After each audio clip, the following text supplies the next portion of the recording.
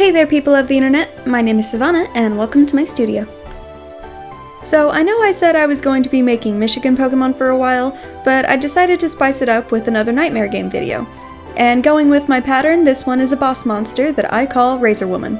I used to just call her Scissor Hand Lady, but decided to change it because her hands aren't actually scissors, and I didn't want to rip off Edward Scissorhands. So yeah, now let's get into the drawing.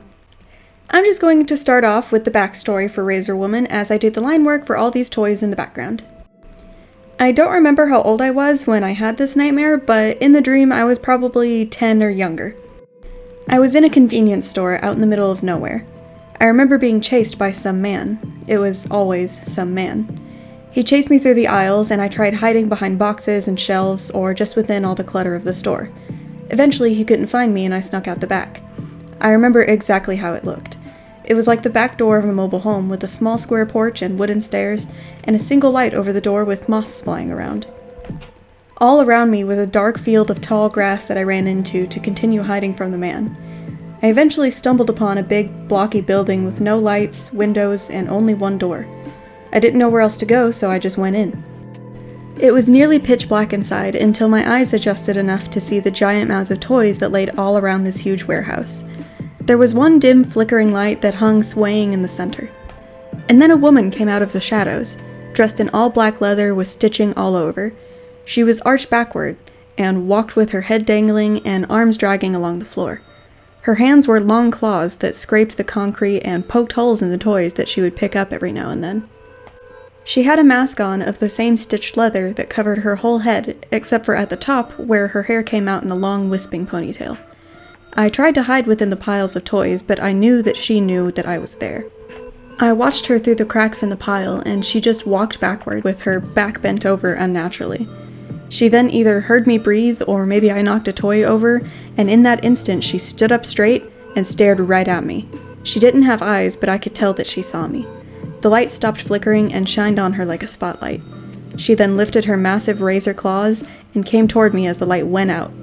I bolted from the pile and just kept running. I couldn't see and I didn't know where I was running to, but I eventually escaped her.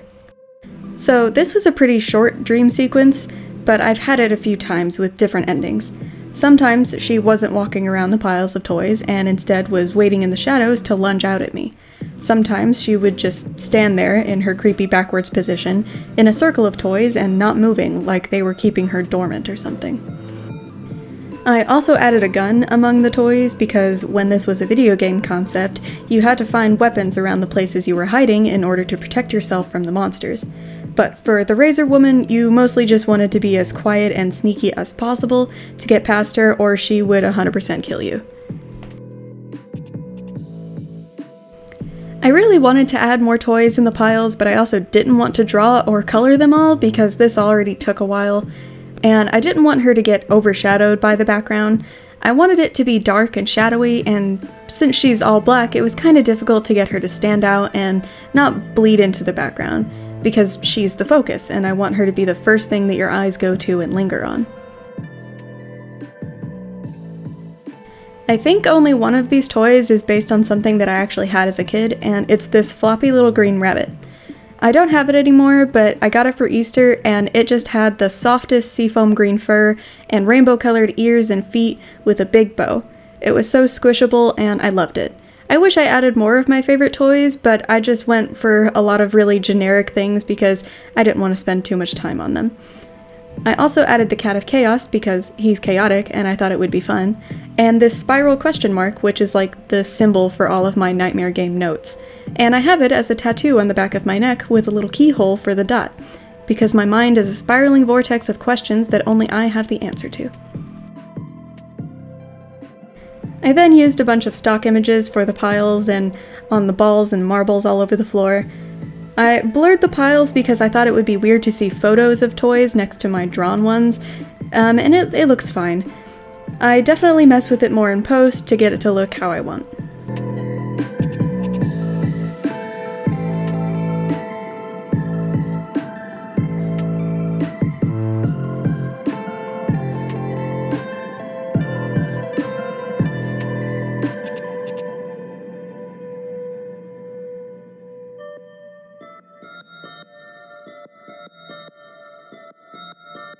Figuring out this lighting situation was weird too, and I just had to spend a lot of time on the shading with the spotlight because it felt too bright for what I wanted for her. But I think I get it to a good place.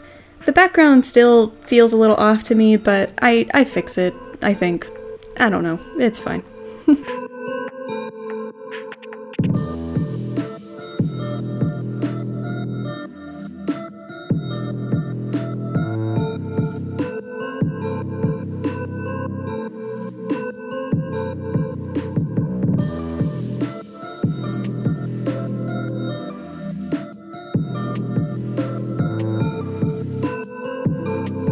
As I messed with the color values, I turned her suit white, which looks just so cool, but it's not what I'm going for with her.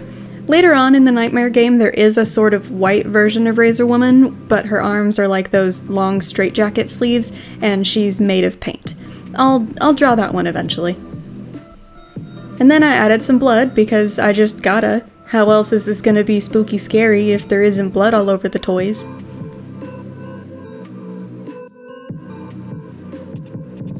So for the rest of this shading on Razor Woman, I just use a gradual eraser brush to erase some of the light from the spotlight to show where the light wouldn't be hitting, like right underneath her and outside of the light's radius. And since I had the spotlight layer on top of all the line layers, the line work got a little faded too, so I just wanted to accentuate on some of her features and form and just give other things darker shadows that I felt, where I felt they were needed.